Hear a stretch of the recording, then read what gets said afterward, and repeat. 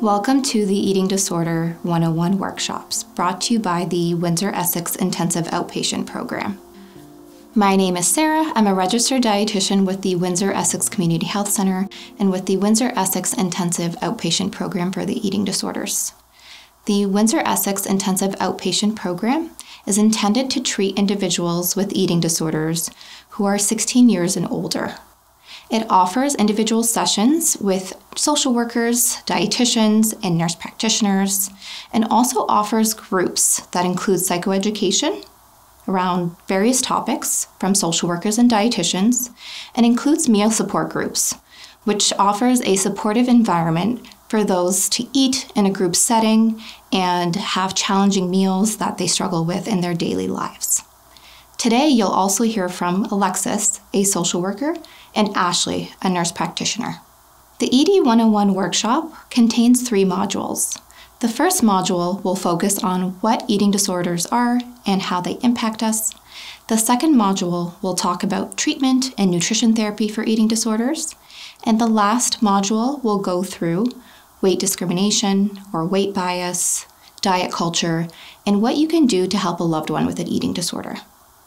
On today's agenda, we'll go through what eating disorders are and what disordered eating is, and we'll describe both.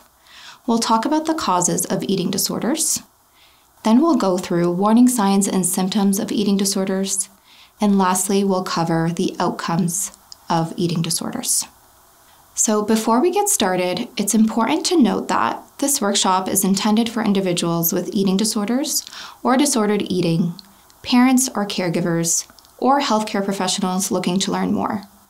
This workshop is for educational purposes only. This workshop is not intended to substitute any medical, nutritional, or mental health advice. This workshop is intended to provide general resources and information on eating disorders and disordered eating.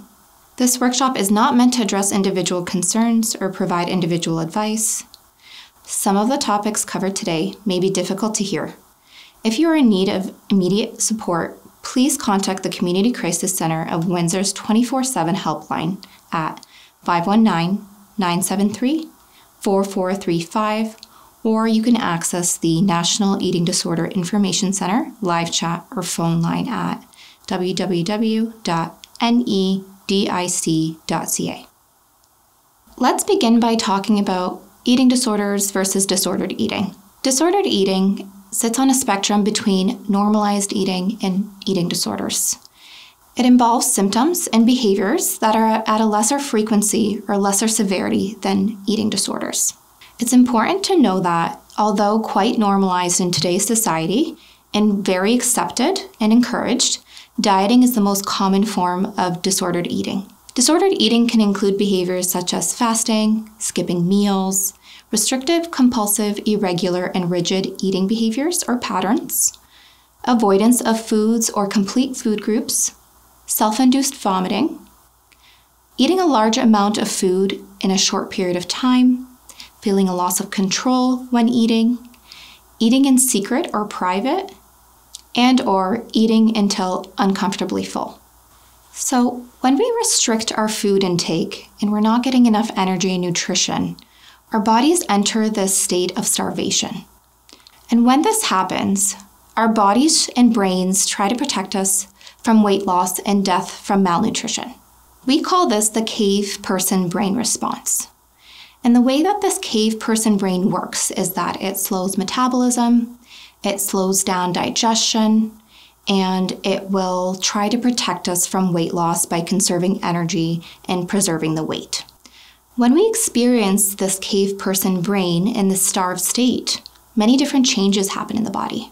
Some examples of these changes include changes in body temperature, which can lead to cold hands and feet, sometimes peach fuzz that's grown in areas that we don't normally see here. There's changes in heart rate and such that it might go down, which is not a good thing.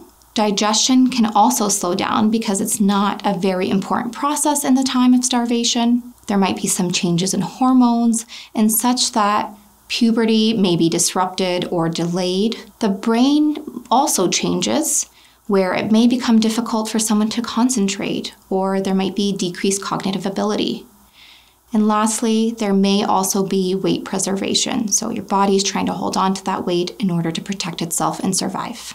All right, so the next thing, building off of what Sarah has just told us, we're going to talk a bit about the neurobiology of eating disorders, or basically how eating disorders affect your brain. So as our bodies experience greater starvation and malnutrition, your body starts to shut down a lot of non-essential processes, or basically anything it doesn't think it needs to maintain basic survival. As that starvation progresses, a lot of the pathways in your brain are going to become a lot less stable. So if you picture your brain like a small city full of intercrossing roads and highways, some of those get shut down and a lot of them become kind of bumpy and less stable. What this means is that over time, your emotional brain is going to take over and your rational, logical mind is going to get a lot harder to access. So the eating disorder thoughts get louder and harder to push away, and it becomes a lot harder to challenge them and sort of rationalize what you should be doing. One place that we saw this really nicely demonstrated was through the Minnesota starvation experiment.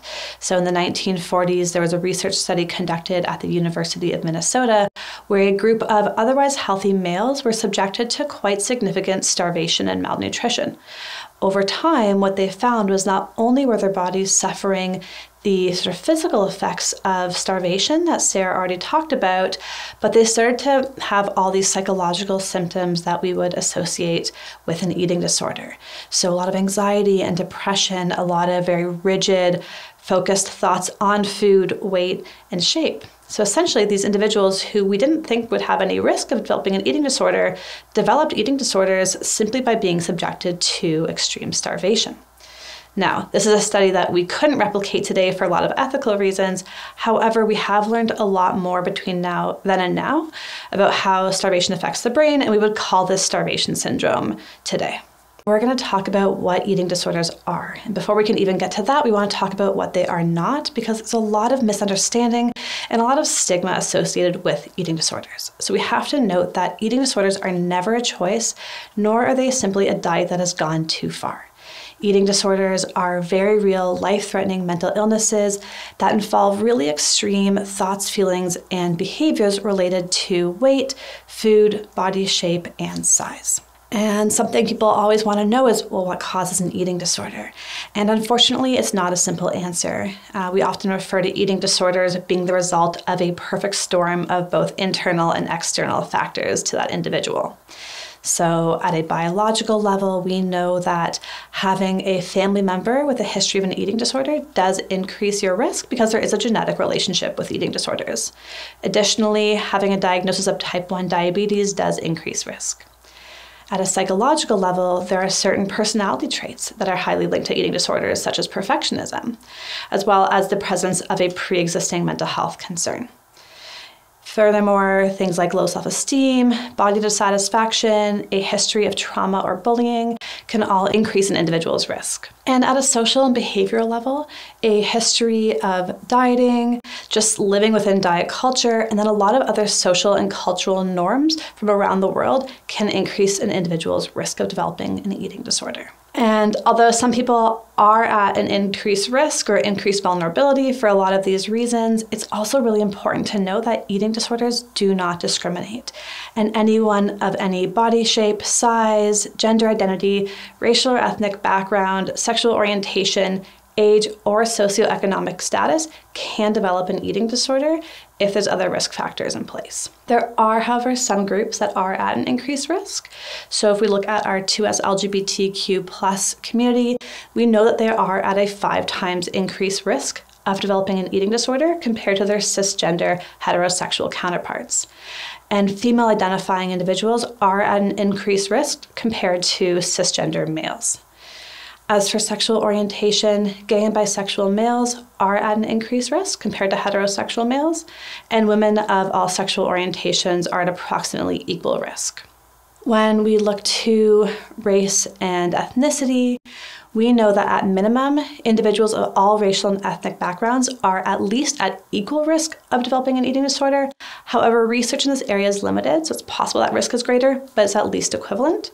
However, we know that racialized individuals face significant barriers to accessing adequate care and support compared to white individuals. With all the misinformation out there and the strong presence of diet culture in our society, it's very easy to get confused about eating disorders. So let's talk about the statistics and get the facts right. It's important to know that 2.7 million Canadians have symptoms sufficient to meet an eating disorder diagnosis. 1 out of 5 individuals will die prematurely from an eating disorder. Of those individuals, the top leading causes of death are cardiac disease and suicide. Eating disorders have the second highest mortality rate among mental health disorders after opioid use. Next, we'll talk about the signs and symptoms of eating disorders. Here we have a video produced by an American organization known as the National Eating Disorder Association that will discuss this a bit more. Recovery is real. Help is available.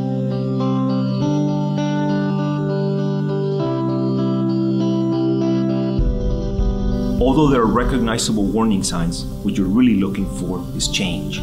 Change in attitudes or behaviors related to food, size, weight, really about their self-perception. Withdrawal from usual social activities, including avoiding eating with others. Food rituals, such as cutting food into very small pieces or chewing each bite an unusually large number of times, or eating very slowly. Frequent checking in the mirror for perceived flaws, obsessing over shape and weight. Negative or distorted self-image or self-esteem tied to appearance. Hoarding and hiding food. Eating in secret. Excessive exercising, and exercising even when you're ill or injured. Disappearing after eating, often to the bathroom. Extreme interest in fad diets known as clean eating, or cutting out entire food groups, for example, vegetarianism, veganism, no sugar, no carbs, no dairy. Changes in personality, such as mood swings, irritability, depression, or lack of emotion. With binge eating, you're going to find large amounts of food disappearing in short periods of time. People are going to be hiding these containers and these wrappers underneath their bed or in couch cushions out of shame and guilt about what they've been doing. One of the things that happens when someone struggles with an eating disorder is that their whole GI system tends to slow down. Things like constipation, acid reflux, things like that. Most of these have to do purely and simply with malnutrition and restricted eating. This is an additional level of struggle and distress that it's really hard to help people navigate. Today, I can say that I'm fully recovered from my eating disorder. Don't ignore the problem. Eating disorders are serious, life-threatening illnesses, and the sooner someone gets help, the better their chances are at full recovery.